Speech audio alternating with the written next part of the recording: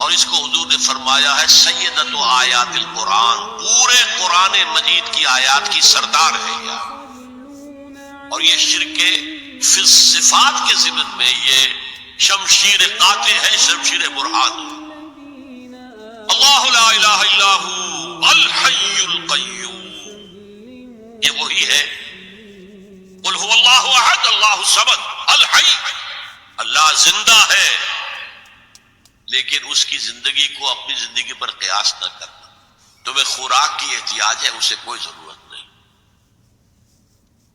ما اريد منهم من رزق وما اريد ان يطعمون، مجھے کوئی احتیاج نہیں کہ مجھے کوئی رزق پہنچائیں، رزق دیں، مجھے کھلائیں، مجھے کوئی ضرورت نہیں۔ پھر تمہاری حیات، نیند، اونگ، تکان، ان تمام کمزوریوں کے ساتھ ہے۔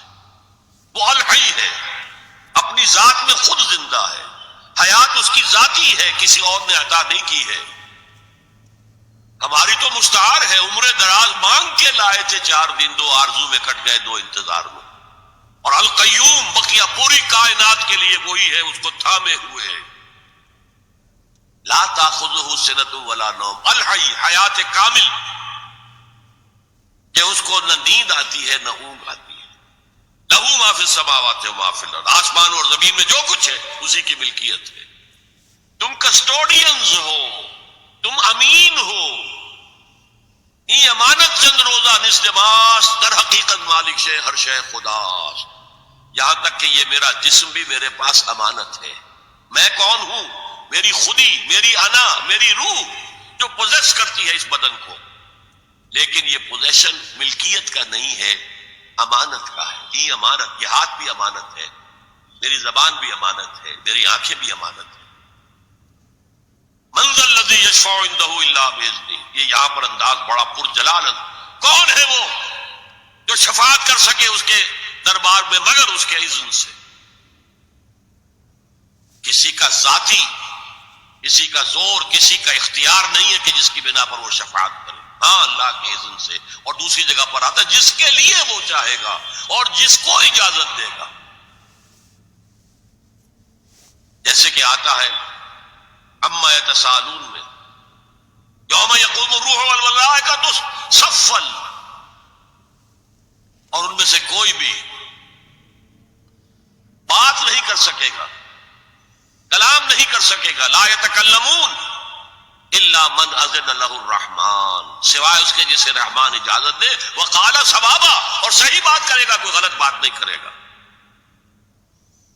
یعلم ما بین ایدیہم وما خلفہم ولا یحیطون بشیء من علمہ الا بما شاء، وہ تو جانتا ہے جو کچھ بھی ان کے سامنے ہے اور ان کے پیچھے ہے، اور یہ کوئی احاطہ نہیں کر سکتا مخلوقات میں سے اس کے علم میں سے کسی کا بھی، سوائے اس کے جو وہ خود چاہے۔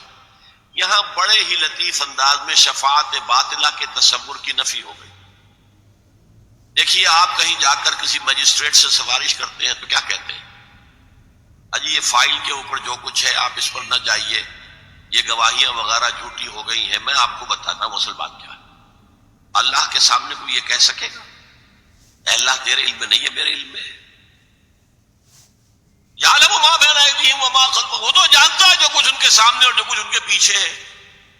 ولا یحیطون بشیء من علمہ الا بما شاء، اور ان میں سے کوئی بھی، جیسے کہ میں ابھی بتا چکا ہوں، بریلوی مکتب فکر بھی کہہ رہا ہے کہ اللہ کا دیا ہوا علم ہے، محمد رسول اللہ کا جتنا ہے، لا محدود نہیں ہے، محدود ہے، قدیم نہیں ہے، حادث ہے۔ تو جتنا اللہ چاہتا ہے، جس کے لیے جتنا چاہتا ہے، لیکن اس کے علم میں سے احاطہ نہیں کر سکتا کوئی مگر جو وہ چاہے۔ وسع کرسیہ السماوات والارض، اس کا اقتدار چھایا ہوا ہے، مستولی ہے، آسمانوں پر بھی اور زمین پر بھی۔ ولا یؤودہ حفظہما، اور اسے عاجز نہیں کر سکتی ان دونوں کی حفاظت۔ قیوم وہی ہے، صمد وہی ہے، لیکن اس سے کوئی تکان تاری نہیں ہوتی، عاجز نہیں ہوتی۔ یہ اصل میں نفی ہے جو تورات حافظے سے مرتب کی گئی تھی۔ 587 میں نبوکدنضر کا جو حملہ ہوا تھا اس میں اصل تورات گم ہو گئی، اس وقت سے آج تک وہ اصل تورات ان کے پاس نہیں۔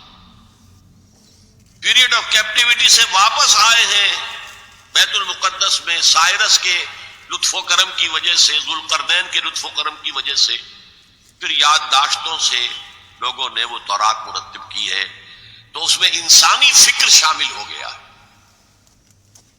لہذا وہاں یہ لکھا ہے اللہ نے 6 دنوں میں آسمان اور زمین پیدا کیے اور 7ویں دن آرام کیا، یعنی کوئی تکان لائق ہو گئی۔ قرآن نے کہا، اللہ تعالیٰ نے فرمایا سورہ قاف میں، وَلَقَدْ خَلَقْنَا السَّمَاوَاتِ وَالْأَرْضَ وَمَا بَيْنَهُمَا فِي 6 أَيَّامٍ وَمَا مَسَّنَا مِن لُغُوبٍ، یقیناً ہم نے آسمان اور زمین اور جو کچھ ان دونوں کے مابین ہے انہیں 6 ہی دنوں میں پیدا کیا، وہ بات ٹھیک ہے، لیکن ہمیں کوئی تکان لائق نہیں ہوئی کہ ہمیں کسی آرام کی ضرورت ہو۔ لا یعودہ حفظہما وہو العلی العظیم، العلی وہی ہے سب سے بلند و بالا، لتکون کلمۃ اللہ ہی العلیٰ، تاکہ اللہ کا کلمہ سب سے سربلند ہو جائے، اور وہی عظیم ہے، عظمت والا۔ اللہ تعالیٰ مجھے اور آپ کو اس سے بچائے، اپنے سابقہ زندگی کے گناہوں پر توبہ کرنے کی اور اللہ سے استغفار طلب کرنے کی توفیق عطا فرمائے، اور اپنے دینی فرائض کی انجام دہی کے لیے کمر بستہ ہو جانے کا عزم مصمم کر لینے کی توفیق عطا فرمائے۔